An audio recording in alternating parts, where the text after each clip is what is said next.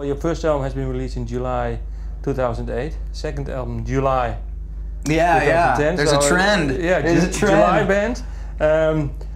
Just briefly, can you look back on your first album, Can't Stop, Won't Stop? How do you look back on that album?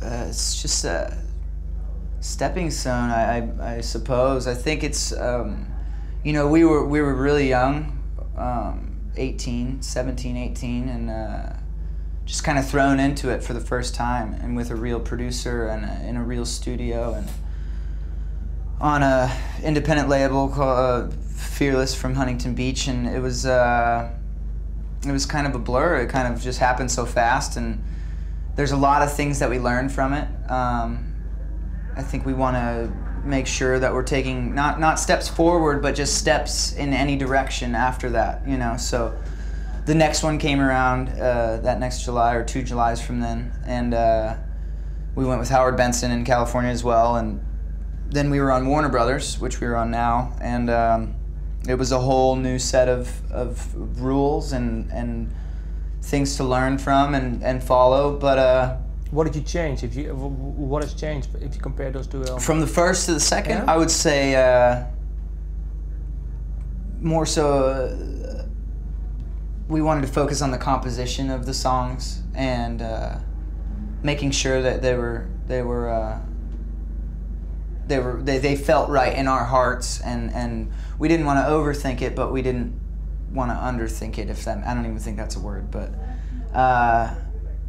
you know, it was that fine balance of just continuing to try to take things to a next, you know, the next point, so that it opens more doors. And I think that's a big thing for us, is not pigeonholing ourselves into one specific area, and trying to open it up. So we incorporated more acoustic guitar in the second record, and listened to groups like Tom Petty and Neil Young, and tried to pull things from them. And why those two bands? Why Neil Young and Tom Petty?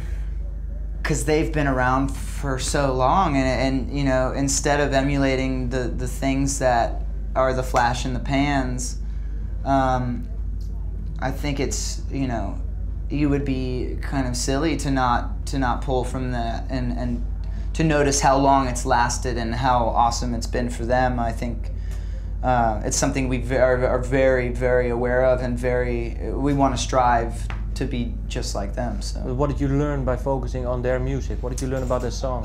Tom Petty, I think I learned about storytelling, and it doesn't have to be a complex story. It can be a broad concept and a broad idea, but as long as you feel attached to it, then put it out, because it you know, it expands the world of art for everybody else, and I can put my association, my meaning to that song, you know, whether it's you know, Learning to Fly or whatever it is by Tom Petty, that means something to me as well as to somebody else, but to Tom Petty it might mean something completely different. So that's probably one thing that I learned from listening to a lot of Americana and a lot of like grassroots rock and roll. So, and Neil Young too, the same thing. Also Neil Young, same thing. I mean, storytelling, it's so huge. And Neil Young, you know, he doesn't have the best voice in the world, but he makes it work because that's Neil Young's voice. You know, it's not overthought. He's not trying to be, you know, Stevie Wonder. He just has what he has, and he works with it, and it works so well. And I think that's what I'm still trying to formulate for myself. Black and White. Well, the previous album has been, your current album has been called Black and White. Mm-hmm. Have you found the song Black and White back? Because I read somewhere that is from a song that got lost. Have I found what? Well, the song, the tape, recording of the song Black and White. Oh, the song Black and White. We actually we found it. And we listened to it. I listened to it for the first time a year ago, maybe. And you're saying our song, correct? Not the song by Michael Jackson. Not the song by Michael Jackson. No. That's Black or White. I'm sorry. Yeah.